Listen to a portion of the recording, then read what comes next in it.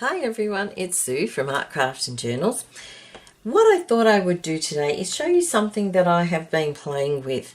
Now, because I did a lot of mixed media stuff, I actually have a ton of used baby wipes, all sorts of different colours and things. And when I was tidying up my craft room, I came across them. So I thought, oh, what can I do with them? I know you can make flowers and things with them. I've done that before, but I thought there's got to be something different. And since I'm now making journals and things, I thought, well, okay, how can I sort of connect the two? Obviously, they wouldn't be very good for journal pages, although if you did a fabric flip, I guess you could do a baby wipe flip. Especially if you're doing like a boho journal or something, because some of the colorings would be great for that actually. You know, this one particularly, that would be great for a boho journal, I think. So some sort of fabric flip or something would be nice.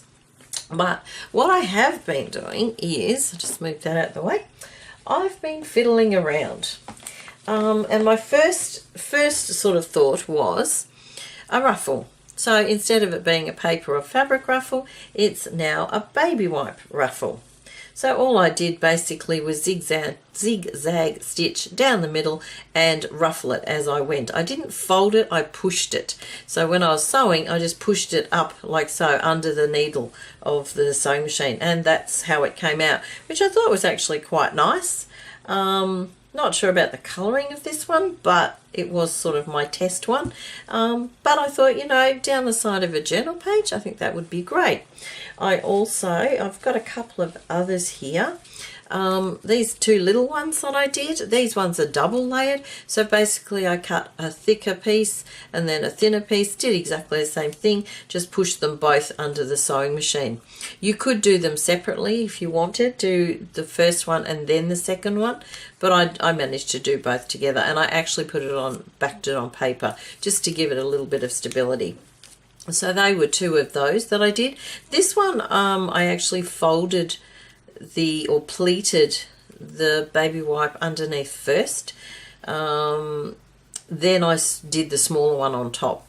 So there's two different ways, and look, I think they look quite cute as an embellishment on a journal page or even a tag or something like that.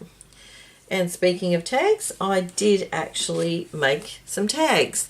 Now this is the first one I did, and as you can see I put a little bit of embellishment. All I did was fold the baby wipe. Just get out of the way. So all I did was fold the baby wipe into three, like so. Make sure try and fold it evenly if you can, like so. Then I trimmed it to the size I wanted and just zigzag stitched around the edge, and that was fine. Look, as long as you don't sort of stretch it and things, I think it's okay.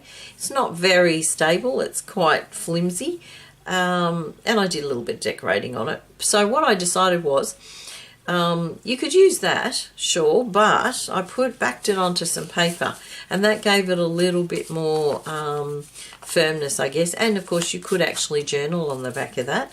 There's no reason why you couldn't, providing this wasn't too bumpy. So that was a second one. You could also put it onto cardboard as well, I guess. And this one was just a journaling, I don't know, piece.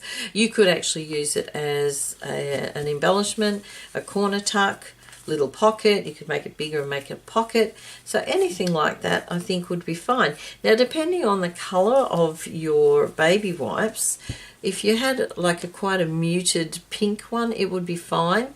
In just having a look what I've got, you know, if you had a nice muted one, colored one, you could probably put it into that particular color journal or something.